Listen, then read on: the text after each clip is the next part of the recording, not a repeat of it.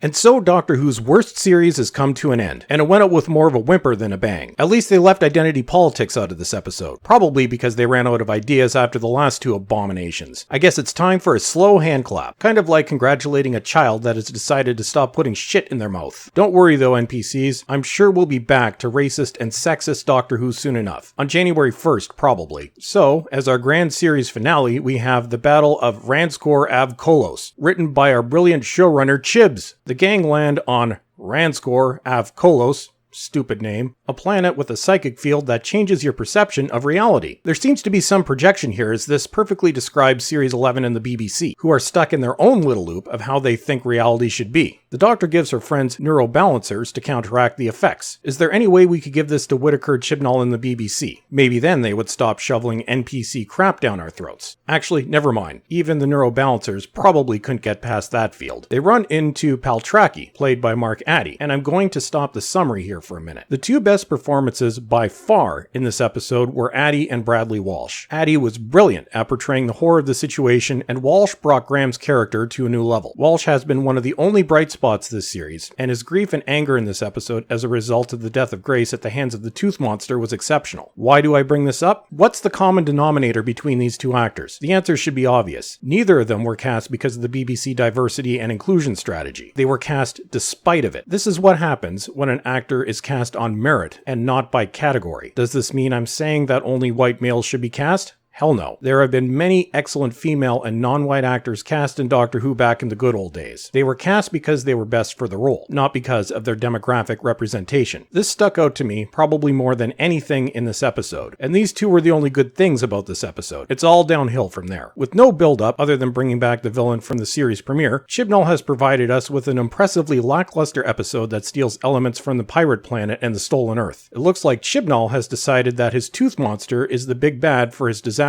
version of Doctor Who. Hell, why don't we just bring back the Absorbaloff at this point? The Tooth Monster is grumpy and has been shrinking planets of people that were mean to him. This, like Kerblam, is about as close as we get to a traditional Doctor Who story in Series 11. It doesn't add anything original. It just borrows elements from other episodes and centers on a monster that, other than a booming voice, is entirely unremarkable. Let's also touch on the background music for a minute. Early on this series, I said I liked Seguin Akinola's score, but something has occurred to me over the course of the series. He's just doing the same stuff over and over again, just background noise and tones. Doctor Who, especially for its series finale, needs to sound epic. This was something that Murray Gold excelled at. We may have had no idea what the hell was going on during a Stephen Moffat series finale, but at least Gold made it sound epic. There were parts of this episode, particularly the climax, that needed a score with some bombast, but instead we got the same boring tones. It just doesn't gel with what's occurring on screen. My theory is that since Chibnall and Whittaker seem hellbent, no pun intended, on throwing out Doctor Who's past, Akinola is doing the same thing. He seems to be so focused on not being Murray Gold that he's doing quite the disservice to the show and only augmenting how weak this crap is compared to everything that has come before. I know I was very critical of Gold during Series 9 and 10, but I take that back. We miss you, Murray, but we're glad that you're not associated with this dumpster fire. Hell, Akinola couldn't even come up with a theme for 13. Or maybe it's just hidden in the background. Maybe it's so bland that we didn't even notice it. Actually, that works perfectly for the 13th Doctor. Speaking of the 13th Doctor, good lord, it looks like other than insulting white males, she doesn't have much else to work with. I've said repeatedly that Whittaker seems to have no idea what she's doing, and boy does it show in this episode. She plays the Doctor differently in each episode and continues to do a very poor imitation of David Tennant and Matt Smith. I have to give kudos to Nerdrotic Channel for pointing out the most important element missing from Whittaker's performance in a recent video. There is a lot of nuance to playing the Doctor. For example, if you look at the other four New Who Doctors, the most important element in their performance was nonverbal. Very few actors could pull this off, and Christopher Eccleston, David Tennant, Matt Smith, and Peter Capaldi are probably some of the best actors of modern times. Much of what makes the Doctor is the eyes, and each personality is a facade masking an ageless wisdom and an element of danger. It's in the eyes. Tennant could be wacky, but when the story called for it, he had a gaze that could cut right through you. Matt Smith had a childish, innocent persona with a humorous element of controlled mania, but he could turn that off on a dime, and suddenly with just a look, you could see every past Doctor and he would age 50 years viewers in an instant. This is where Whittaker completely misses the mark. She has managed a very bad imitation of the facade of 10 and 11, but is completely lacking any of the nuance that makes the Doctor the Doctor. These other actors could easily pull off the Doctor's character without saying a thing. It was more obvious in this episode because the Doctor just doesn't shut up. There's a nervousness to the performance, kind of like a social anxiety disorder. During the few moments when she does shut up, the eyes seem vacant and give no indication that the ageless Time Lord is in there. She is not the Doctor. She is only the facade. In the trailer for the New Year's special at the end of the episode, she uses the line, "Earth is protected," which seems to be imitating David Tennant. When Tennant delivered a line similar to this in the Christmas Invasion, this sealed the deal that he was the Doctor. When Whittaker delivers this line, it's just hollow because she is missing the nuance. Beyond the hateful ideology this season, this, more than anything, is why very few fans are convinced that she is the Doctor. This is why she is not connecting with long-term fans. The Series 11 finale fails on almost all counts. RTD's finales were epic in scale and left you talking at the end. Stephen Moffat's finales were decidedly less epic, but at least they gave people the puzzle of trying to figure out what the hell was going on. Not the best approach, but this is Moffat we're talking about. This finale lands with a thud. Most people that watched it yesterday have probably already forgotten about it. It's like Chibnall spent so much time being woke this series that he forgot he had to find some way to end it. The result is an episode that felt like it was thrown together at the last minute. For people claiming this episode was brilliant, I'll refer you to my video, Doctor Who and the Phantom Menace Effect. Now we get to look forward to another mess on New Year's Day. Spoiler, this is where Chibnall and friends defile the Daleks. Oh, what fun.